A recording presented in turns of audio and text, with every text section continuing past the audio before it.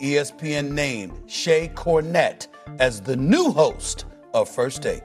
Shea will make her official debut on Monday, November 3rd. Shea has done it all at ESPN, from anchoring SportsCenter to extensive radio work and hosting First Take and Get Up from time to time. She's a pro's pro, and we are absolutely thrilled to have her join the First Take family full time. Just wanted to make sure I said that. Time to get back to some football. The Chiefs have turned things around after their slow start to the season, especially on offense. In their first 3 games, they averaged just 20 points. Since then, they're scoring over 30 points per game. And now Patrick Mahomes will be getting more help with Rashee Rice returning from his suspension.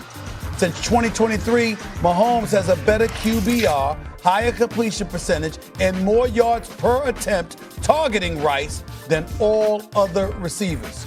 Are the Chiefs the team to beat in the National Football League? RC, Dan, quiet down, because the queen has arrived. The one and only Mina Kimes is in the house. What's going on, Mina? You can answer that question. Are the Chiefs the team to beat in the NFL? What's going on? Yeah, they are, Stephen A. They're the best team yet again, same as it ever was. And you hit it. It really starts with the offense. This is statistically a top 5 offense in the NFL now, despite the fact that they had a slow start to the season. But once again, they are on top. The quarterback is playing the best of any quarterback in football, once again. And they're doing all of this despite the fact that they don't even have their number 1 wide receiver yet. Rashee Rice returns this week. And for those who forgot, in the second half of his rookie season, he led all receivers league-wide in yards after the catch. So you're taking an offense that is already a top 5 unit, and then you're adding a number 1 receiver on top of that. I do have some small concerns about the pass rush, or not small, but legitimate concerns. But I have been encouraged as of late by the play of this young secondary, which, surprise, surprise, Steve Spagnuolo has done it again in coaching those guys up. This is, once again, the number 1 team. They are not perfect, but no perfect team exists in the NFL right now. It's a very flawed league, and I think their offense, to me, puts them on top. Go ahead, Dan. I'm not putting the Chiefs. Hold on. Did I hear a pregnant pause? Do I need to go to RC? Were you not ready for my question? I was actually looking at RC. Okay, all right. Well, hurry up. I mean, let's get it together now. Let's get it together. No, I'm looking at his body language, so we're not talking over. I'm not putting the Chiefs over Detroit. I'm not putting the Chiefs over Seattle. What? I'm not putting the Chiefs over Tampa Bay. When Tampa Bay's they just beat Detroit. Detroit had a terrible officiating call on their first drive that took a touchdown away from Jared Goff and had 4 of their starters on defense out. Okay, I'm not putting them. When Detroit is healthy, they're the best team in football. Seattle, I'm telling everybody, Seattle is as good as anybody in ball.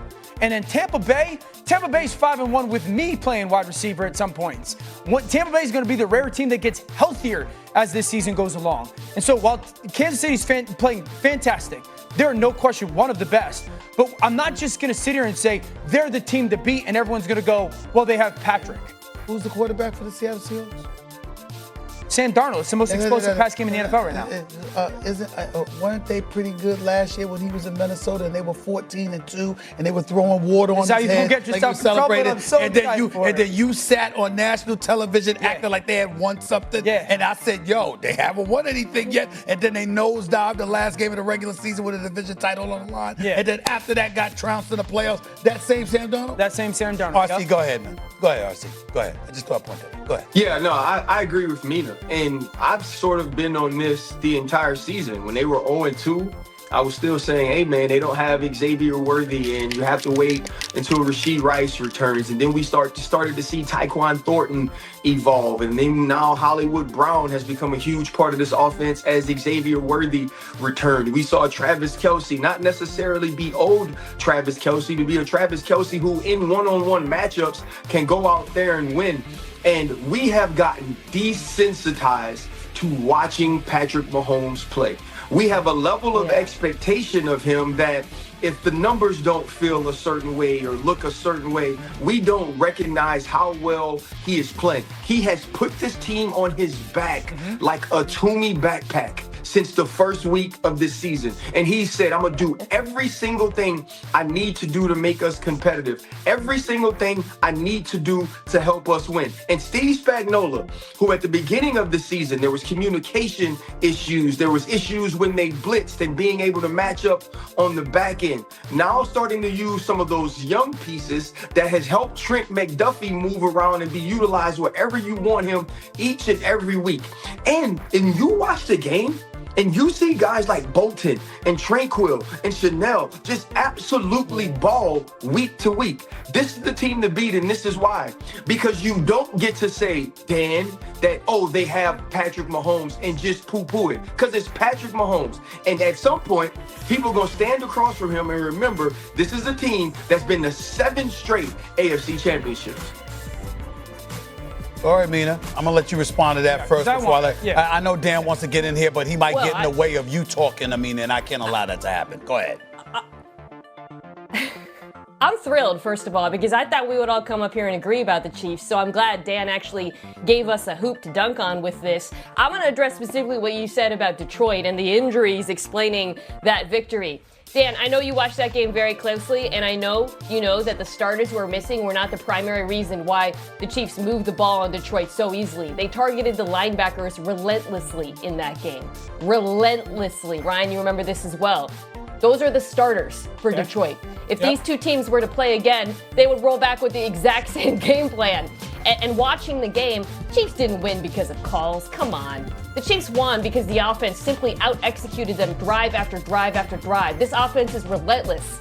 And yes, they are getting their best receiver back. It's crazy to me that you're writing off that win and suggesting that Detroit is a better football team based on what we saw that night. No, and what I don't want is for people and Chiefs fans to sit here and go, Dan Orlovsky's saying the Chiefs are bad. They're awesome. I completely agree. I feel like Patrick's played at an MVP level. But Mina, while you can sit there and say they attacked the linebackers, 3 touchdowns are scored on 3rd down in the red zone, beating man coverage concepts. So we can't sit here and rave about the impact that DJ Reed has had on the defense and how good that Terrion Arnold has been at times with his coverage, and then pretend like who's doing that?